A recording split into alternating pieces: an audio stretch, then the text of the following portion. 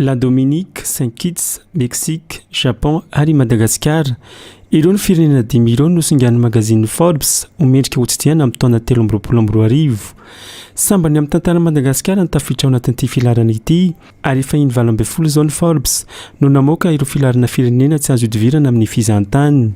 Miainga amin'ny fanadihadiana sy fanangonana feikefitra amin'ireo matian'ny raisam-pireneny fizahantany ny famoahana ny lisitra. Ho an'i Madagasikara, ny Black Tomatone nakana hevitra ka nametraka antsika ho firenena tsara indrindra amin'ny fananana faritra misy ireo biby sy zava-manan'aina tsy hitany ankafa. Nosindry ny famoahan'ny magazine Forbes ihany koa fa nisy ny fanatsarana ireo fotodrafitrasa sy fahafahana mitsidika ny nosy. Manaraka izany, dokazon'i Madagasikara nilazan'ny Forbes fa mety amin'ireo mpitsidika tanora sy ankizy. Tafiditra anatin'ny toerana mendrika ho zahana ihany koa isika satria dia andalam-pametrahana fitsidiana ny nosy manam-pao ny mpandrararam-pizahantany amin'izao fotoana. Toerana misy vorona tsy afaka notsidiana hatramin'izay.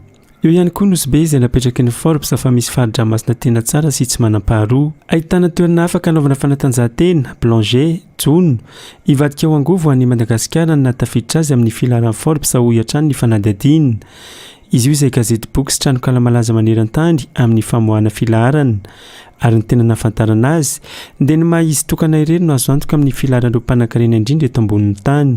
Izao lisitra misy a Madagasikara izao ihany koa dia hiverina fa ho toana goavana amin'ny fizoran'ny fanjakana amin'ny tanjona dia niatratratra amin'ny mpizahantany telo hetsy amin'ny taona ho avy.